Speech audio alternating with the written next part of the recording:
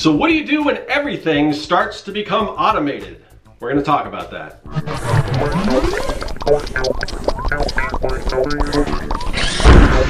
Greetings, people of the internet. I'm Scott with Serkworks Art Labs. Welcome, mad creators, to the underground laboratory where we create robots, aliens, zombies, and other imminent threats to humanity. And today we're going to do something a little different because, you know, down here in the lab, we don't get a lot of guests, but we're gonna try to bring in a guest because the thing that I want to talk about today is, you know, so many things now are becoming automated that as a creative, I think that puts us in a good position because so far, computers can't really be creative.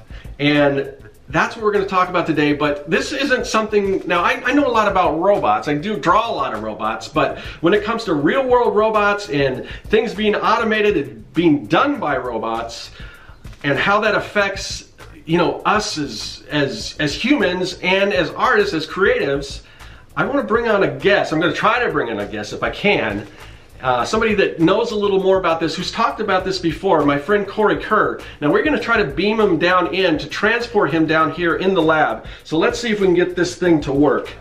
Okay, I think we're tapping into his frequency. All right, hold on. Here we go.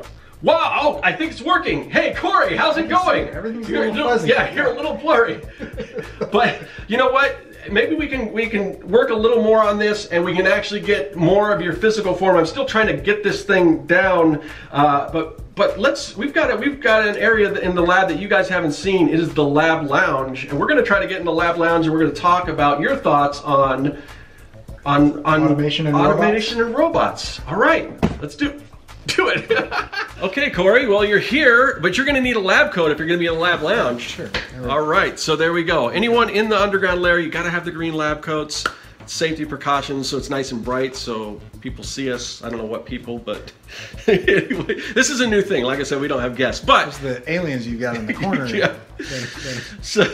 So Cory, something that you talked about on your channel, I think it was one of the first, it might have been one of the kind of first videos that I watched of yours where I was like, man, this guy's got some really interesting thoughts and ideas and everything. I tricked you. But you were talking about, you had a thing called Do Things Robots Can't. You even have a sticker on your website, and I purchased that, so it's probably a t-shirt too, I'm guessing, right? So Do Things Robots Can't, it's a really cool design. But you've got you did a whole talk on your website about this, and it's something that I've been wanting to talk about too, but rather than just stealing your whole idea and putting it on my channel, I thought maybe have you on to talk about it. So as creatives, there's always this idea, you know, people have this thing about people who are creatives like, oh, that's not a real job, or that's, you know, there's no future in that, or that type of thing. But you have a little more optimistic approach to that, or ideas about that, and that's something that I really, because I was always subject to that, you know, as being an artist, people telling you, well, you know, you can't make a living doing this, or whatever, all the naysayers and people that say stuff like that, and just kind of the way the education system sets you up for a certain, you know, they basically try to get you in a certain career path or whatever, but they don't really teach you how to like be an entrepreneur, or be creative, or things like kind of what we're trying to do. So when you were talking about Do Things Robots Can, it kind of opened up a whole new world for me, because I'm like, oh wow, this may be the exact opposite of what everyone's telling me. There may be some of these other jobs and things that people may look at like a surgeon or something like this. Everyone wants you to be a doctor or whatever, but robots in the future may be able to do surgery better than people. Right. But I don't know if robots will ever be able to be creative. And if they do, then it's all over with. We've talked about that. But why don't you kind of talk about this whole philosophy, or this idea behind doing things robots can't? So I think in the near future, it's pretty optimistic, and then just past that, the world ends. So, but the idea is this march towards automation has been happening forever. You know, I mean, you know, at one point in time, everyone was a farmer. You were either a farmer or you owned all the land that the farmers used, and then that became more and more automated, where instead of pulling, you know, a plow behind a single animal, you start to have machines that begin doing that. And then they said, hey, what if instead of these horse-drawn carriages, we have these, you know, this combustion engine? So this progress continues to march. And then somebody said, hey, instead of building those cars one at a time, let's just have one guy sit there and his job is to screw in bolt number 47. And he'll get really, really good at screwing in bolt number 47, and we'll bring the cars to him. So you got the assembly line. This has been happening forever, but lately it has increased and it's happening more frequently. And so you're seeing a lot of things where people thought that they would never be automated starting to become automated. And there's a lot of articles saying, we're going to have to go to this system where we have to figure out how humanity supports itself because robots are going to replace everybody. But the fact of the matter is that robots are very, very good at doing things that are programmatic. So things that have already been done, things that have already been created, and there's a path to do that. I can teach a robot to screw in bolt number 47, right? I can teach a robot to do, this type of thing or that type of thing, but I can't teach a robot to think on its own, to think autonomously, to problem solve, to create things that haven't existed before, to come up with new concepts and new ideas. And we will actually get to that point, but I actually think that's kind of the end of the human race. So, but prior to that, right now our system, our economy, is not built to support creatives well. It's built to support delivery mechanisms of what creatives do, but it doesn't compensate the creatives as well as it could. And you see this all over the place. The people that are writing and drawing and doing all of that stuff don't make as much money as the companies that surround them that distribute that material. But that distribution, the manufacturing of those products and all of those types of things will continue to be automated and continue to be replaced, and not just by robots, but just by the efficiency of things. So for example, it used to be that there's they call them jobbers or middlemen, where you needed to go between the factory and the consumer. And there were several steps, be it the guy who sold it to the jobber that sold it to the store that sells it to you. But now you've got things like Alibaba and Amazon and things where the consumer can go direct to the manufacturer. And so things are being cut out. But what isn't being cut out are those types of things that are being created. And so I actually think that as everything becomes more and more automated, that creativity, because of its humanity, will become more valuable rather than less valuable. Because it's just like if I were to make something and mass produce that thing, there is some value in that. But if I were to make one thing by hand and there was nothing else like that because I made it, even if I were to make another one right after that and I made it by hand, there would be differences. There's more value in that. And as human beings, we naturally appreciate or already respect. There's kind of a deep-seated thing to understand the value that the human touch brings. And so people even use this in a misunderstanding way where it's like, oh, did you do that on the computer or did you do it by hand? If you tell them you did it by the computer, they're like, oh, well, whatever. And it's like, no, I still drew it. Right. I'm moving the stylus around the screen just like I would a pen.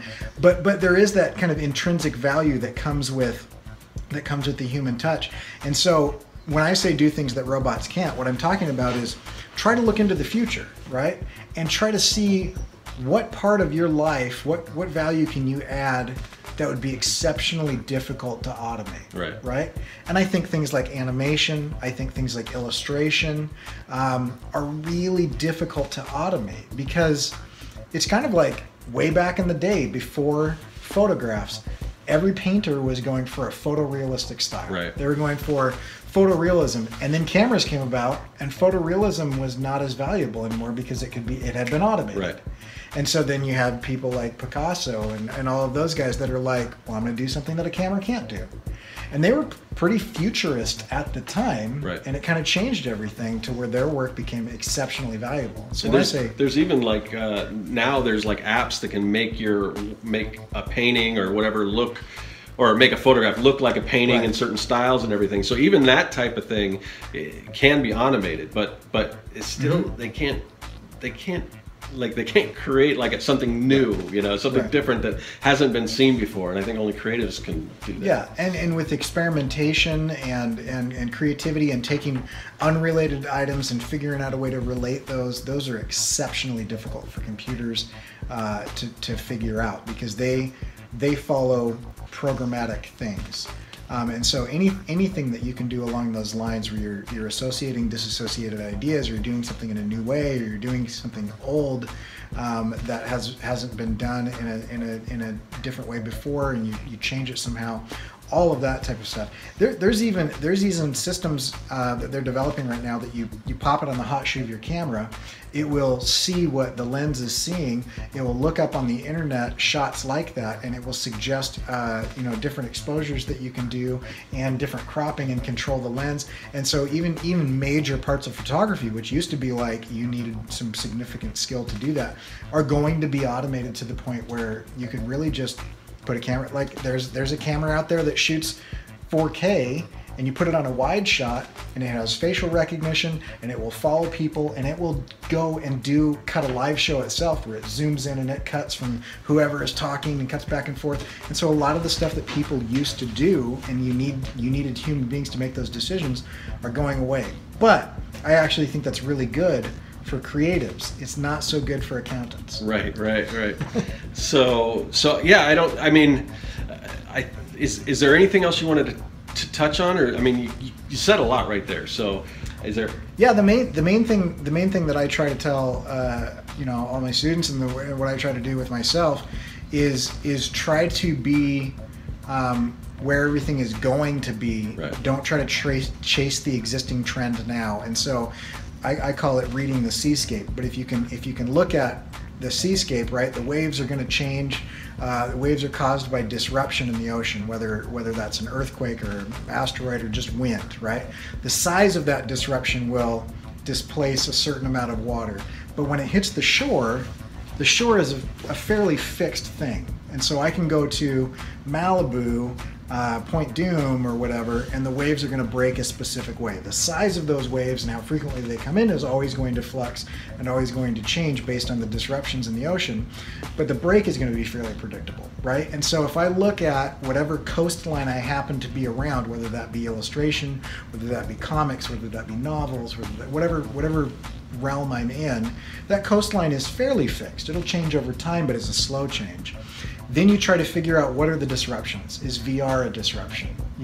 Is AR a disruption? Is automation a disruption? Any type of those things that are going to cause waves. How are those waves going to break on your shore? And what you want to do is, before that happens, spend years and years and years getting exceptionally good at that particular type of wave break. Yeah. So anyway, I think we're going to kind of wrap it up, but hopefully you guys agree. I mean, this is such an interesting topic, and it's kind of something I think that you can put in your arsenal for the next time somebody says, well, there's no future in being an artist or whatever. There's way more future in art than there is in a lot of other things. That's what you're going to tell them after you saw this video. So thanks for coming on, Cory, and we're going to see, how are we going to beam you out of here? I don't know. We'll figure out a way. We'll see if I can just get sucked out by the... Okay. All right. Great talking to you, Cory. Thanks for coming on. And where can everyone find you online? Yeah, you can find my stuff at CoryKerr.com, CoryKerr.com. I'm also on YouTube, Instagram, and Twitter, and all of those things can be found at CoryKerr.com. They can also be found in the link in the description of this video to Cory's YouTube channel, so definitely check it out if you aren't already. You may have seen him on the Artcasters and everything, but very interesting guy. I mean, when I just started watching his videos, I'm like, I gotta get to know this guy a little better. So, and now we're hanging out, so that's very cool. So thanks for coming on, Cory, and we will see you guys later. That is all. Hey everyone, thanks for joining me here in the Art Lab. There's a lot of other great content on the channel, so click that subscribe button and you won't miss a thing. If you're an aspiring evil genius, visit Serkworks.com for all your mad science supply needs. And if you want to contact me, hit me up in the comments section or follow me on social media. I'm looking forward to it. I'll see you then.